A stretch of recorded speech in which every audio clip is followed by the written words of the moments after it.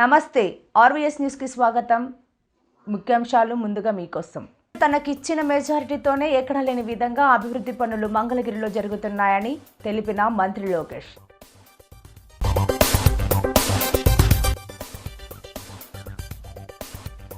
జోగి రమేష్ ఇంటి సీసీ కెమెరాల ఫుటేజ్ తీస్తే నకిలీ మద్యం దందా గుర్తురట్టయింది. శ్రీకాకుళం జిల్లా నరసన్నపేట నియోజకవర్గంలోని సారవకోట మండలం సత్రం గ్రామంలో టీడీపీ ఎమ్మెల్యే బగ్గు రమణమూర్తిని స్థానిక మహిళలు నిలదీశారు. తమకు అన్యాయం జరిగిందని టీడీపీ నాయకులు కక్ష కట్టి తమ ఇల్లు కూల్చారని ఆగ్రహం వ్యక్తం చేశారు. ఎల్లకాలం మీ ప్రభుత్వం ఉండిపోదు అంటూ ఎమ్మెల్యేపై తీవ్ర ఆగ్రహం వ్యక్తం చేయడంతో ఆయన వెనుదిరిగారు. ఈ ఘటన గ్రామంలో ఉద్రిక్తతకు దారితీసింది.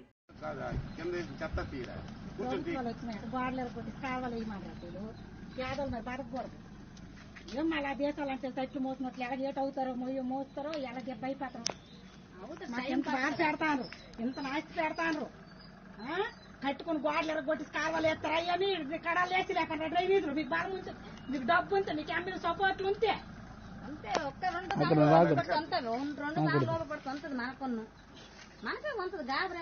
మరి ఊర్లు బతకూడదా? డబ్బు ఉన్నలే బతకాలి, బలం ఉన్నలే బతకాలి, ధనం ఉన్నలే బతకాలా?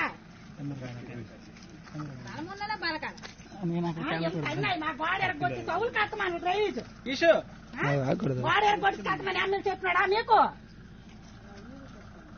తిరిగి మరి ఏమమ్మా ఈ కడాలు వీడియో లేదు, ఈ కడాలు ఎమ్మెల్యే చేమలు కడలేదు చూసుకొని వెళ్ళిపోతాడు.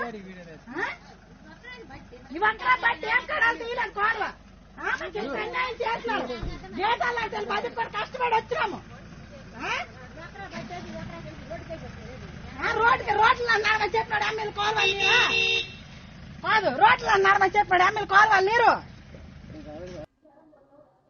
ప్రజలు తనకిచ్చిన మెజారిటీతోనే ఎక్కడా లేని అభివృద్ధి పనులు మంగళగిరిలో జరుగుతున్నాయని మంత్రి లోకేష్ తెలిపారు. మంగళగిరిలో జెమ్స్ అండ్ జ్యువెలరీ పార్క్ అభివృద్ధిపై దృష్టి సారించామని చెప్పారు.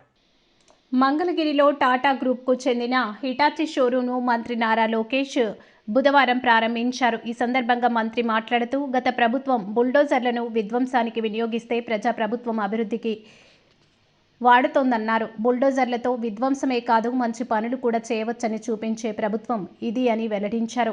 ఓడిన చోట గెలవాలని ఎందరు చెప్పినా మంగళగిరి వీడలేదన్నారు. ప్రభుత్వంలో మంగళగిరి నియోజకవర్గం పని అంటే కాదని వారు లేరన్నారు.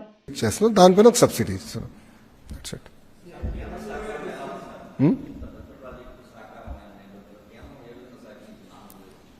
చెప్పే కదా డబుల్ ఇంజిన్ బుల్లెట్ ట్రైన్.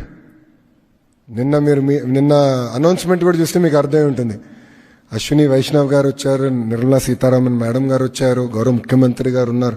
అంటే ఈ ప్రాజెక్ట్ కేవలం ఆంధ్ర రాష్ట్రానికి కాదు దేశానికి ఎంత ఇంపార్టెంట్ ప్రాజెక్ట్ అనేది మీకు ఒక్క ఫోటోతో అర్థమై ఉంటుంది.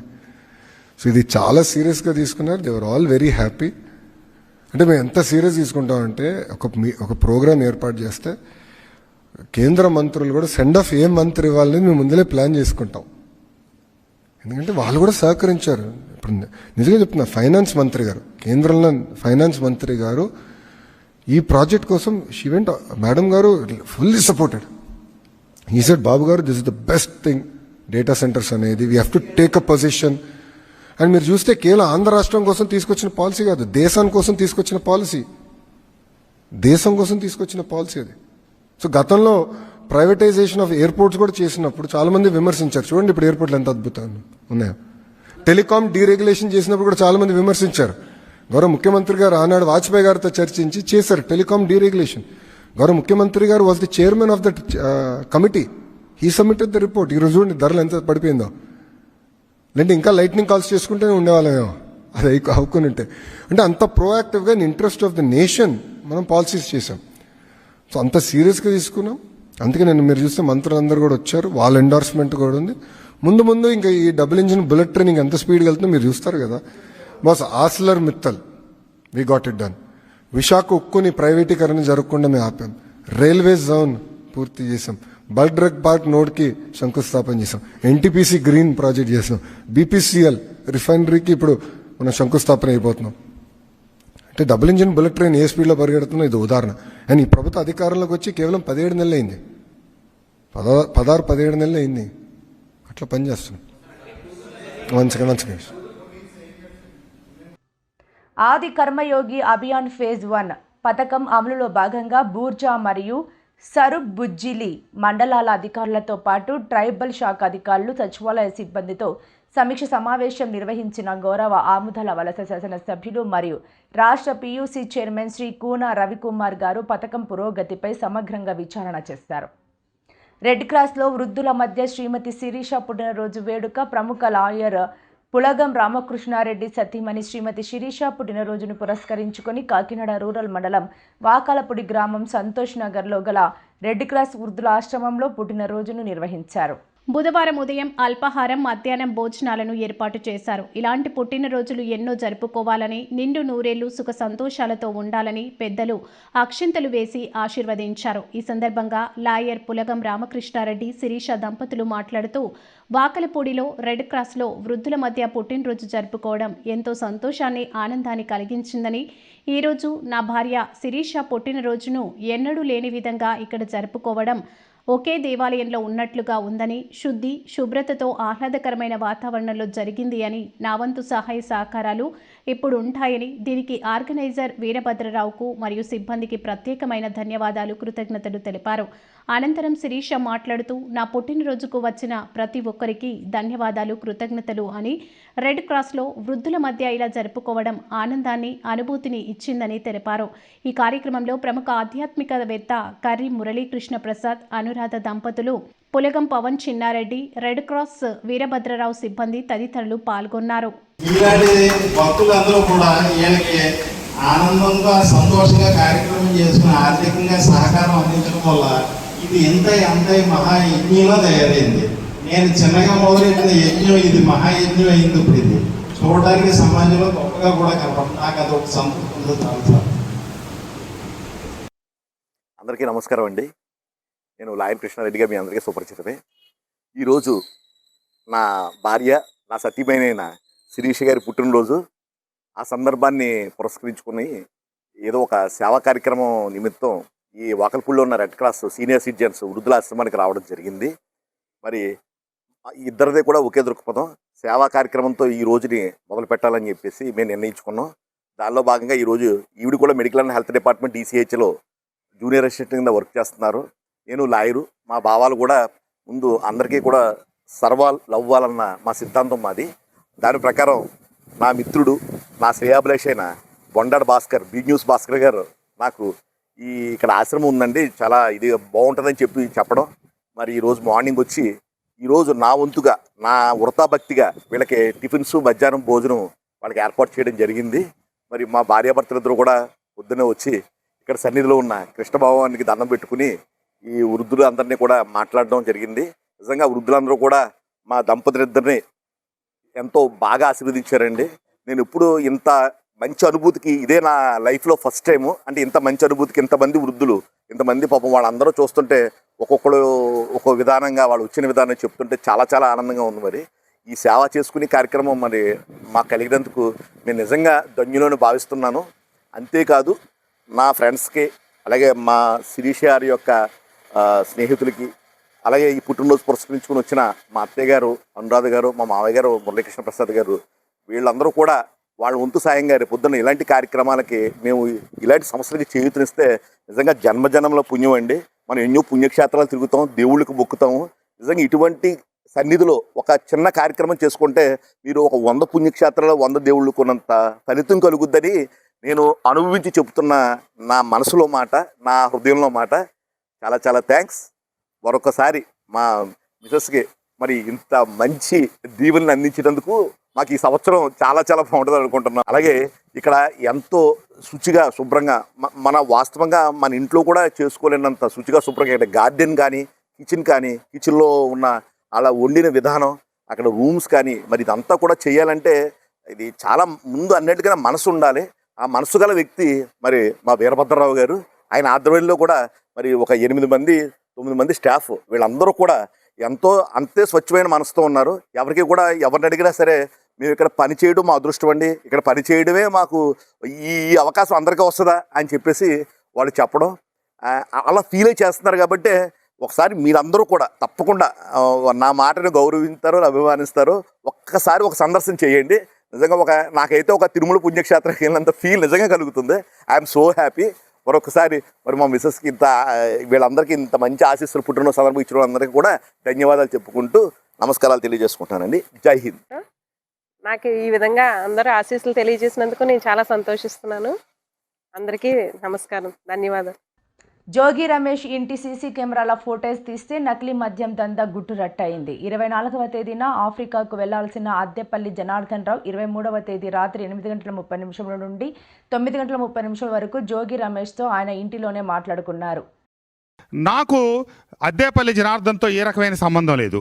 అంతేకాకుండా ఈ అద్దేపల్లి జనార్దన్కు సంబంధించిన ఏఎన్ఆర్ బార్ని నేను అక్కడ ప్రజలకి చాలా ఇబ్బందికరంగా ఉంది, ఇది ఇక్కడ నుంచి మార్చాలని చెప్పి నేను 2024 అక్టోబర్ 10వ తారీఖున ఎక్సైజ్ కమిషనర్ గారికి, ఎక్సైజ్ ఇక్కడ జిల్లా సూపరింటెండెంట్ గారికి, ఎక్సైజ్ మంత్రి గారికి కూడా లెటర్ పెట్టడం జరిగింది. మా పార్టీకి కానీ నాకు కానీ లోపాయికారి సంబంధాలు ఉండుంటే మా పార్టీ వ్యవహారాన్ని అనుసరించి శాసనసభ్యుడిగా నేను నడుచుకుంటా కదా, ఏదైనా ఉండుంటే నేను అతను ఎందుకు అక్కడి నుంచి ఆ బార్ తొలగించాలని చెప్పి ప్రభుత్వానికి నేను లేఖ పెట్టడం జరుగుతుంది. కానీ ఇవన్నీ తెలియని జోగి రమేష్ ఈ దొంగ నాటకం ఆడి అటు రాష్ట్ర ప్రభుత్వాన్ని నన్ను అప్రతిష్ట పాలు చేయాలి, చంద్రబాబు నాయుడు గారి మీద చిలవల పలవలు చేసి మాట్లాడుతూ వచ్చాడు.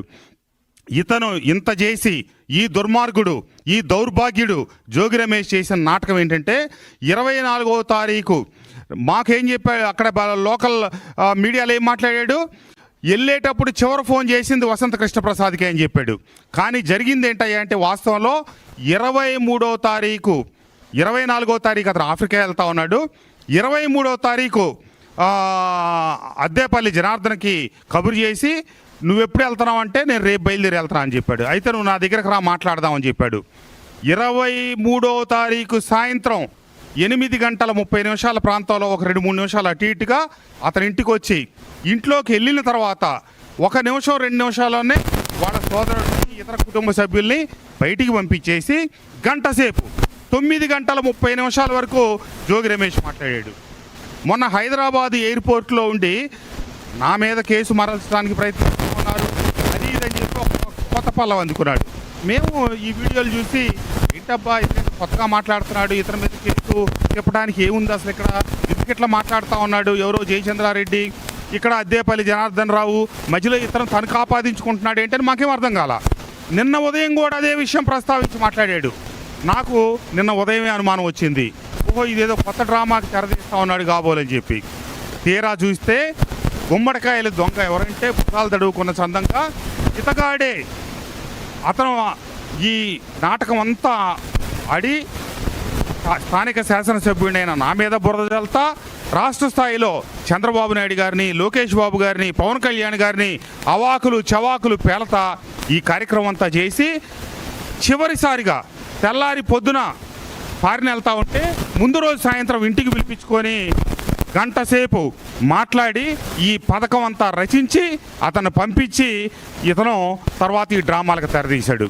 లక్ష్మీబాయి శిరీషల పుట్టినరోజు వేడుకలు కాకినాడ రూరల్ మండలం వాగల్పొడి బి న్యూస్ అధినేత భాస్కర్ నివాసంలో ప్రముఖ లాయర్ పులగం రామకృష్ణారెడ్డి ఆధ్వర్యంలో కేక్ కట్ చేసి ఘనంగా నిర్వహించారు. ఈ సందర్భంగా లాయర్ పులగం రామకృష్ణారెడ్డి మాట్లాడుతూ బి న్యూస్ అధినేత భాస్కర్ తల్లి లక్ష్మీబాయి 81 సంవత్సరాల పుట్టినరోజు వేడుకలను, అలాగే నా భార్య అయిన శిరీష పుట్టినరోజు ఈరోజు కావడం గొప్ప విషయమని, ఇద్దరి పుట్టినరోజులు కేక్లు కట్ చేసి ఘనంగా కుటుంబ సభ్యుల మధ్య నిర్వహించుకోవడం ఆనందదాయకమన్నారు. నమస్కారం అండి. ఈరోజు నా మిత్రుడు శ్రేయాభిలాషి, నా సోదర సమానుడైన మా బి న్యూస్ భాస్కర్ గారి ఇంటికి సందర్శించడం జరిగింది. మరి వీళ్ళింటికి ఎప్పటి నుంచో రావాలనుకుంటున్నాను.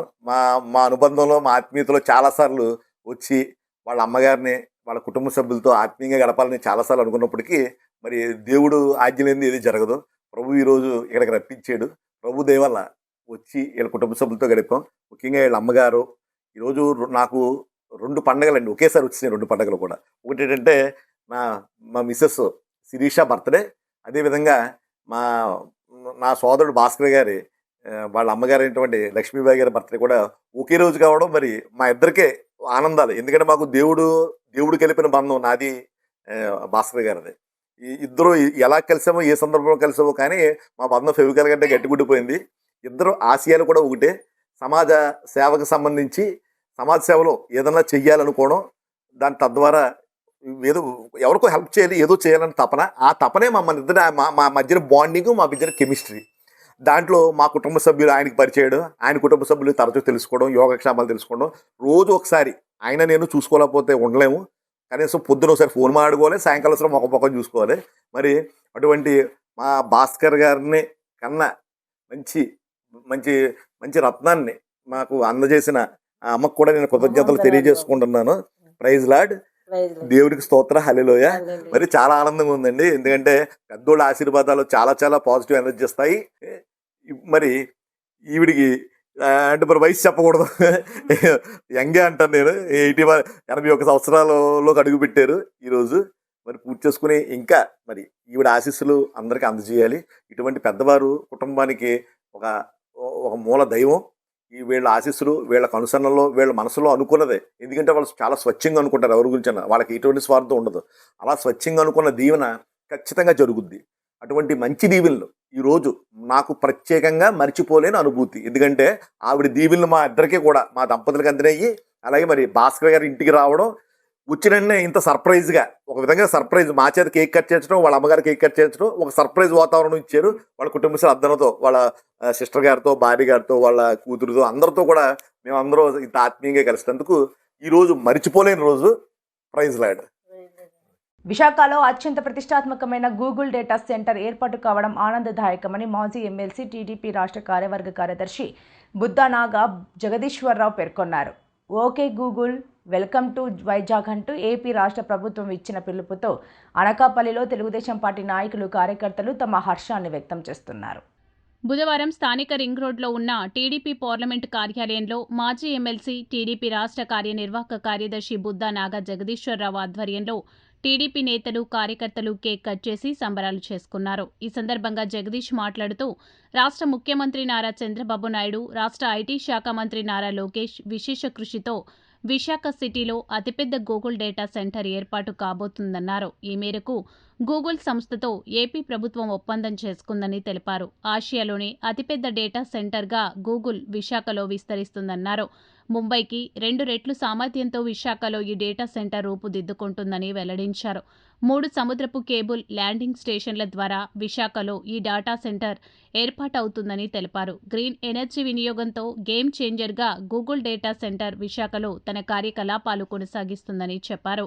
కాగా గూగుల్ అనుబంధ సంస్థ రైడన్ ప్రైవేట్ లిమిటెడ్ 87,250 కోట్లతో 1000 మెగావాట్లు A1 పవర్ డేటా సెంటర్ను విశాఖలో ఏర్పాటు చేస్తున్నారని అన్నారు.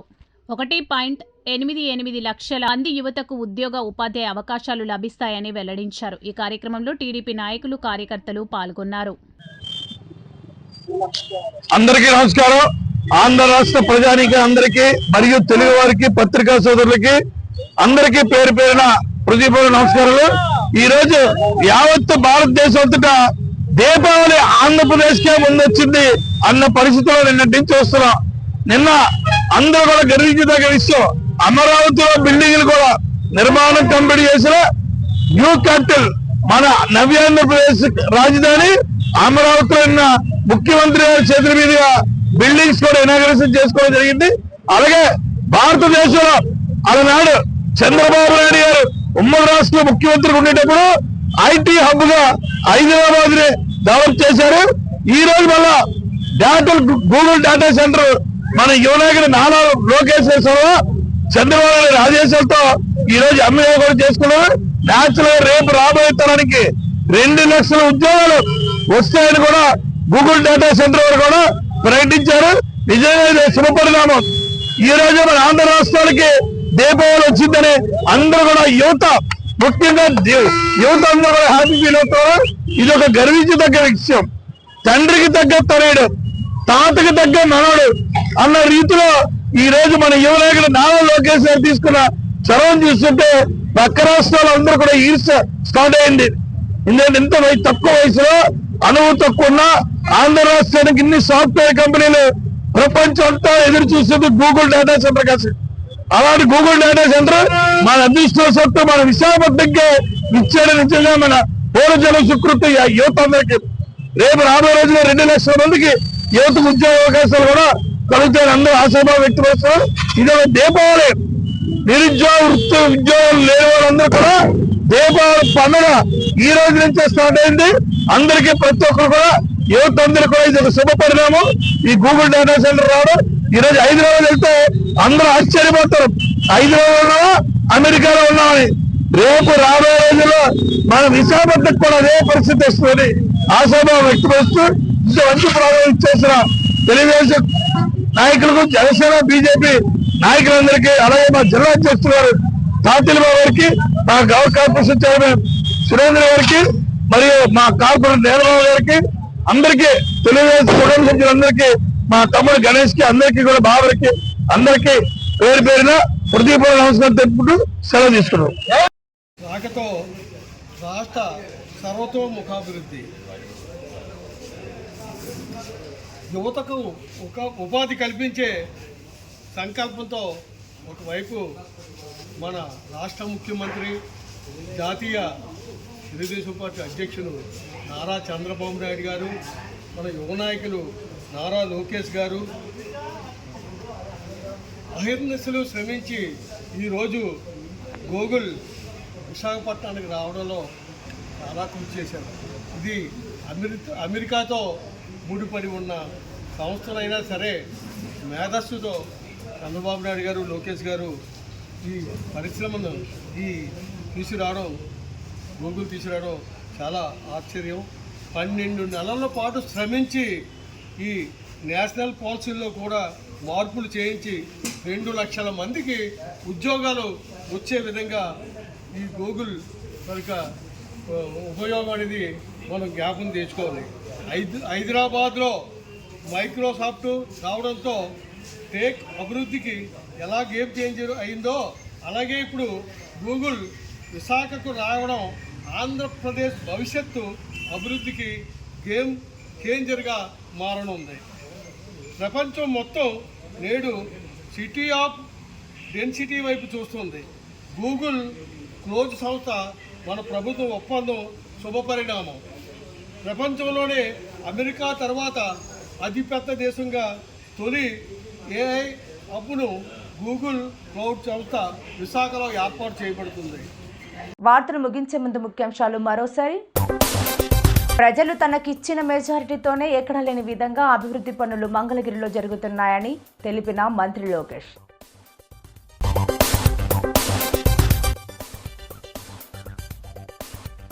జోగి రమేష్ ఇంటి సీసీ కెమెరాల ఫుటేజ్ తీస్తే నకిలీ మద్యం దందా గుట్టురట్టయింది. ఈ వార్తలు ఇంతటితో సమాప్తం. నమస్కారం.